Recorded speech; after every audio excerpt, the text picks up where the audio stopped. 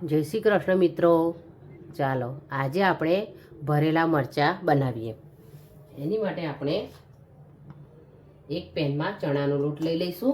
ધીમા તાપે લોટને શેકી લઈશું। ફાસ્ટ ગેસ હશે તો પછી લોટ બળી જશે અને કાળો પડી જશે।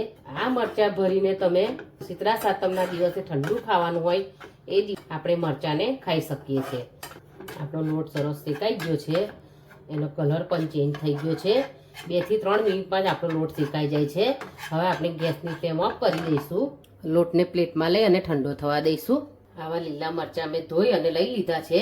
હવે આપણે મરચાંને આ રીતે કટ કરી અને આમાં બી અને નસને આપણે અંદરથી કાઢી લઈશું, જેનાથી મરચાંની તીખાશ ઓછી થઈ જાય। આ રીતે મરચાંના બી અને નસોને આપણે કાઢીને તૈયાર કરી લેવાના છે। આપણો ચણાનો લોટ ઠંડો થઈ ગયો છે।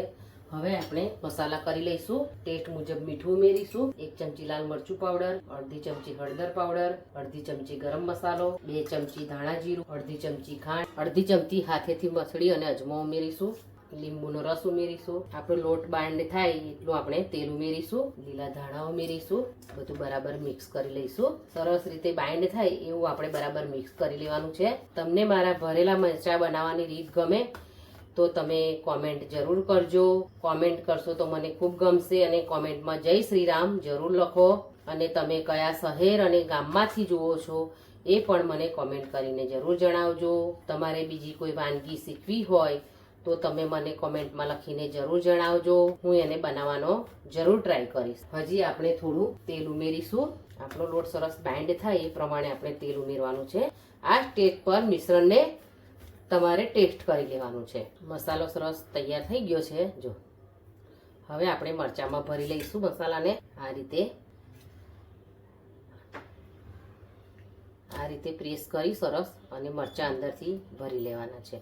મારી વાનગી બનાવવાની રીત તમને ગમે તો તમે તમારા મિત્રો અને પરિવાર સાથે ચોક્કસ શેર કરજો, તો અમને બીજા વિડીયો બનાવવાનો પ્રોત્સાહન મળશે। આ રીતે આપણે મરચાંને ભરી લઈશું। આ રીતે બધા મરચાં આપણે ભરી અને તૈયાર કરી લઈશું। આ રીતે આપણે બધા મરચાં ભરીને તૈયાર કરી લેવાના છે। આપણે મરચાં બનાવી લઈશું। એની માટે પહેલા પેનમાં તેલ લઈ લઈશું। તેલ ગરમ થઈ ગયું છે, આપણે મરચાં ગોઠવી દઈશું અંદર।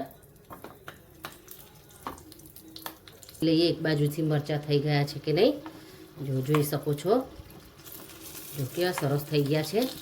એક બાજુ 1-2 મિનિટમાં જ આપણા મરચાં સરસ એક તરફથી થઈ જાય છે, આપણે બીજી તરફ પલટાવી લઈશું। બીજી તરફ આપણે ઢાંકીને થવા દઈશું। જોઈ લઈએ, આપણા મરચાં સરસ તૈયાર થઈ ગયા છે। જો તમે જોઈ શકો છો, સરસ એકદમ સોફ્ટ આપણા મરચાં તૈયાર થઈ ગયા છે। આપણે મરચાં ભરીને બનાવ્યા છે એ સરસ તૈયાર થઈ ગયા છે। તૈયાર છે આપણા ભરેલા મરચાંનું શાક। એને તમે રોટલા, રોટલી, પરોઠા, ખીચડી, કઢી, દાળ ભાત સાથે પણ લઈ શકો છો। આ ભરેલા મરચાંનું શાક તમારા જોડે શાક ન અવેલેબલ હોય, શાકની ગરજ પણ સારે છે। આપણે ફરી મળીશું મારી નવી રેસિપી સાથે। ત્યાં સુધી થેન્ક્સ ફોર વોચિંગ।